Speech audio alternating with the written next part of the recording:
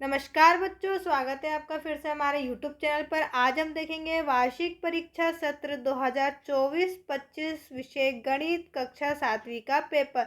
तो बच्चों वीडियो को शुरू से अंत तक ज़रूर देखें, क्योंकि इसी में मैं आपको सभी प्रश्न बताऊंगी। सभी प्रश्नों के उत्तर भी हम इसी वीडियो में देखेंगे, तो वीडियो को शुरू से अंत तक ज़रूर देखें। अगर नए हैं तो हमारे YouTube चैनल को सब्सक्राइब करें, साथ ही साथ वीडियो को लाइक भी करें। तो चलो बच्चों बढ़ते हैं हम अपने प्रश्न की ओर, जहाँ सबसे पहले आपको दिया गया है बहुविकल्पी प्रश्न। प्रश्न नंबर 1 में बच्चों आपसे पूछा है 1/8 और इंटू 48 का मान होगा, तो आपका उत्तर हो जाएगा बच्चों ऑप्शन सी। आंसर है आपका 6।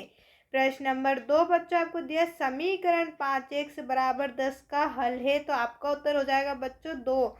क्या हो जाएगा 2। इसका सही उत्तर क्या है 2, ऑप्शन नंबर सी। प्रश्न नंबर 3 आपको दिया है दो संपूरक कोणों के मापों का योग होता है, तो दो संपूरक कोणों के मापों का योग कितना होता है बच्चों 180 अंश। प्रश्न नंबर 4 आपको दिया है परिमेय संख्या p/q में q का मान नहीं हो सकता, तो q का मान क्या नहीं हो सकता बच्चों, शून्य नहीं हो सकता। प्रश्न नंबर 5 आपको दिया एक घनाभ में फलकों की संख्या होती है, तो एक घनाभ में फलकों की संख्या कितनी होती है बच्चों 6। आपका उत्तर हो जाएगा ऑप्शन नंबर बी।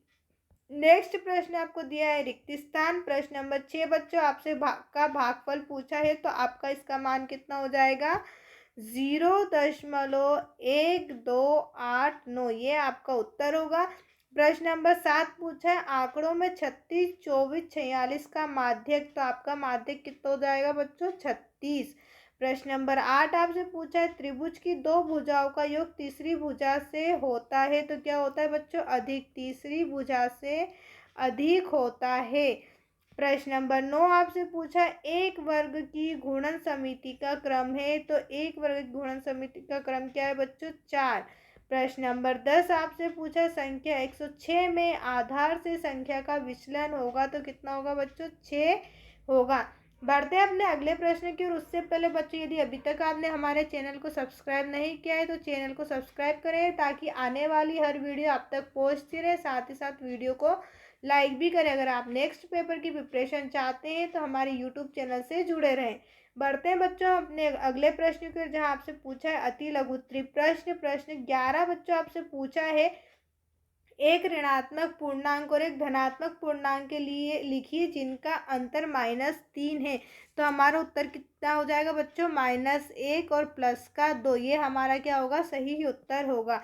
उसके बाद हम आते हैं प्रश्न नंबर 12, जहाँ 2.5 गुणा 0.3 का मान क्या होगा, तो बच्चों कितना हो जाएगा 0.75। प्रश्न नंबर 13 बच्चों आपको दिया है कोण एबीसी और कोण डीईएफ की भुजाएं समांतर है तथा कोण एबीसी 70 डिग्री, तब कोण का मान ज्ञात कीजिए, तब कोण डीजीसी का मान ज्ञात कीजिए। तो रेखाएं कैसी है बच्चों, हमारे पास प्रतिच्छेदी रेखा है।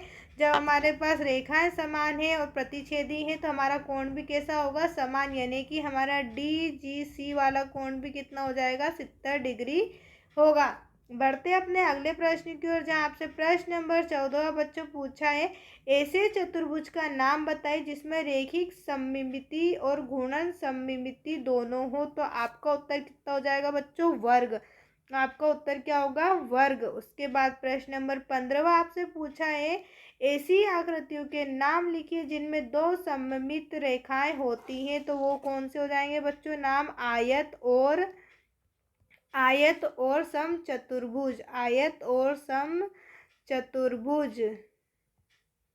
अगला प्रश्न बच्चों आपको दिया गया है प्रश्न नंबर 16, यदि 3-3 सेंटीमीटर विमाओं वाले दो घनों को परस्पर सटा कर रखा जाए तो परिणामी विमाएं क्या होंगी। तो आइए हम इन सभी प्रश्नों के बाकी के हल देख लेते हैं। अब ये रहे आपके सभी प्रश्नों के हल। प्रश्न नंबर 16 का हल ये रहा बच्चों, हमसे कहा था कि घनों को परस्पर सटाकर रखा जाए, तो हमने ये दो घन ले लिया। एक घन हमारा ये है बच्चों और एक घन ये है, तो आप देख सकते हैं हमें 3-3 सेंटीमीटर वाली विमाएं दी थी, तो 3 सेंटीमीटर वीमा एक ये हो गई, एक ये हो गई, एक ये हो गई और एक ये हमारी 3 सेंटीमीटर वाली वीमा हो गई। तो परिणामी घनाभ की वीमाएं कितनी हो जाएंगी बच्चों, अगर हम दोनों को जोड़ देंगे तो कितनी हो जाएगी हमारी लंबाई जो है वो 6 सेंटीमीटर हो जाएगी। बाकी की हमारी ये दोनों कितनी ले जाएंगी चौड़ाई और ऊंचाई 3-3 सेंटीमीटर रह जाएंगे। तो यही आपका उत्तर है। उसके बाद बच्चों हम आते हैं अगले प्रश्न की ओर, जहाँ आपको दिया गया है लघु उत्तरीय प्रश्न।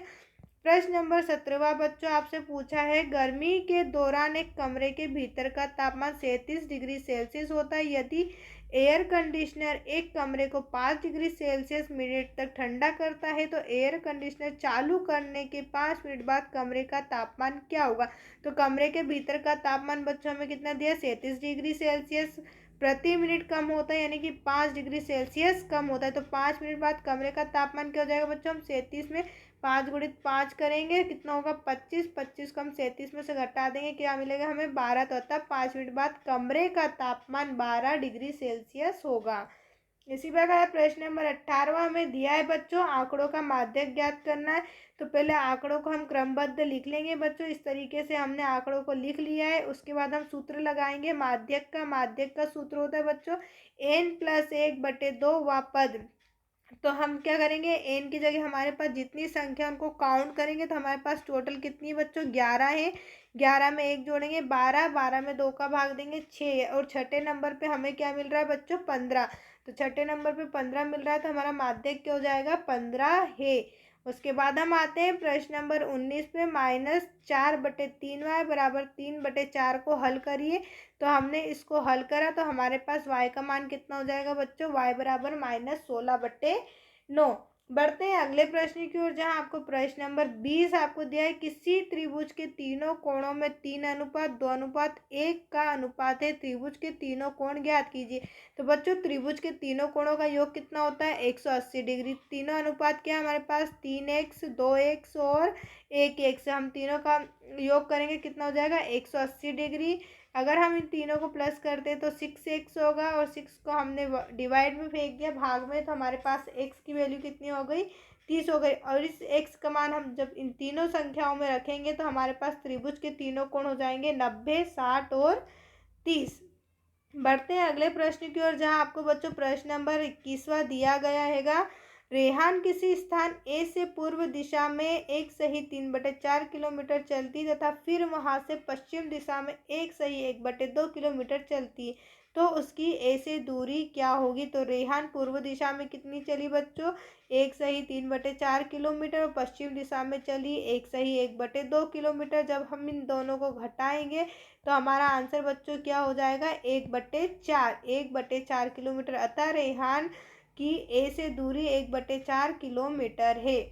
बढ़ते हैं अगले प्रश्न की ओर, जहाँ प्रश्न नंबर 22 बच्चों आपसे पूछा, एक न्यूनन पूर्वेन विधि से 46 × 99 का गुणा कीजिए। तो हम क्या करेंगे 46 में से 1 घटाएंगे, हमें क्या मिलेगा 45। उस 45 को बच्चों हम 99 में से माइनस कर देंगे, 99 से माइनस कर देंगे तो हमें क्या मिलेगा 45। 45 का उल्टा क्या करेंगे 54, और हम उन्हें को साथ में लिख देंगे। तो ये हमारा क्या हो गया न्यूनन पूर्वेन विधि से गुणा। उसके बाद हम आते हैं दीर्घोत्तरीय प्रश्न पर, जो आपसे 5 नंबर में पूछे हैं। प्रश्न नंबर 23 बच्चों आपसे पूछा है, जूही एक वॉशिंग मशीन 13,500 में बेचने पर 20% की हानि उठाती है, उसने वह मशीन कितने रुपए में खरीदी। तो बच्चों उसने बेची, बेचने का हम क्या बोलते हैं विक्रय मूल्य। विक्रय मूल्य उसका कितना है बच्चों 13,500। उसे हानि कितनी हुई बच्चों 20% की। तो क्रय मूल्य बराबर क्या हो जाएगा 100 गुणित विक्रय मूल्य बट्टे 100 माइनस हानि। 100 हम लिख देंगे, विक्रय मूल्य बच्चों हमारे पास था 13,500, हानि हमें हुई थी 20% की। जब हम इसे पूरा सोल्व करेंगे तो हमारा उत्तर क्या हो जाएगा बच्चों 16,875। अतः उसने मशीन 16,875 रुपये में खरीदी थी। अगला प्रश्न बच्चों आपको दिया गया है, प्रश्न नंबर 24 आपको दिया है, त्रिभुज एबीसी में समद्विबाहु त्रिभुज है, जिसमें AB बराबर AC बराबर 7.5 सेंटीमीटर है और BC बराबर 9 सेंटीमीटर। A से BC तक की ऊंचाई AD 6 सेंटीमीटर है। त्रिभुज ABC का क्षेत्रफल ज्ञात कीजिए एवं C से AB तक की ऊंचाई अर्थात CE ज्ञात कीजिए। तो त्रिभुज का क्षेत्रफल क्या होता है बच्चों 1/2 गुणित आधार गुणित ऊंचाई। त्रिभुज ABC में पहले हम देख लेते हैं, त्रिभुज ABC में हमें बच्चों क्या दिया है, तो 1/2। BC हमारी बच्चों क्या हो गई, BC हमारा आधार हो गया। BC हमें आधार कितना दिया है 9 सेंटीमीटर। ऊंचाई हमारी क्या है AD, AD हमें कितना दिया बच्चों, AD हमें दिया 6 सेंटीमीटर। इसे हम सॉल्व करेंगे तो हमारा कितना हो जाएगा 27 सेंटीमीटर स्क्वायर हो जाएगा। उसके बाद हम अगला त्रिभुज देख लेते हैं बच्चों। अगले त्रिभुज में हमें क्या दिया हैगा, अगला हमें निकालना सी। तो त्रिभुज ABC में 1/2 AB गुणित CE कर लेंगे। क्या कर लेंगे बच्चों, AB गुणित CE। ये रहा हमारा CE, AB गुणित CE। ये वाला त्रिभुज हम लेंगे अगली बार में। यहाँ से हम मान निकालेंगे तो हमारा मान क्या हो जाएगा बच्चों, 1/2 गुणित 7.5 गुणित C। जब हम इसे सॉल्व करेंगे तो हमारी CE का मान कितना हो जाएगा 7.2 सेंटीमीटर। यही हमसे इसमें सवाल में पूछा गया था। उसके बाद बच्चों हम आते हैं अगले प्रश्न की ओर, जहाँ आपसे प्रश्न नंबर 25 पूछा है, यदि n बराबर -2 है तो निम्नलिखित व्यंजकों के मान ज्ञात कीजिए। अब हमें n बराबर 2 दिया, जहाँ जहाँ हमें प्रश्न में n है वहाँ हम n की जगह क्या लिख देंगे बच्चों, -2। तो आप देख सकते हैं 5n - 2, हमने n की जगह -2 रखा तो हमारा फर्स्ट वाले का आंसर आया -12। इसी प्रकार दूसरे में हमने 5n² + 5n - 2, इसमें जहाँ पर n है वहाँ पर हमने -2 रखा, -2 रखा है, तो हमारा आंसर कितना हो गया बच्चों 8। इसी प्रकार तीसरी समीकरण में भी हमने n की जगह क्या कर दिया बच्चों, -2 रख दिया और उसे सॉल्व करा तो हमारा आंसर क्या हो गया 0।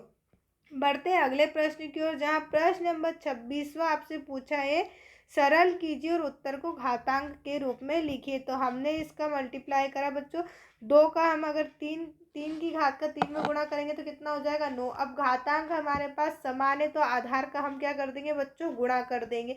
हमने आधार का गुणा कर दिया, हमारे पास कितना आया 30, 30 की घात 9। बस यही आपका इसका उत्तर है।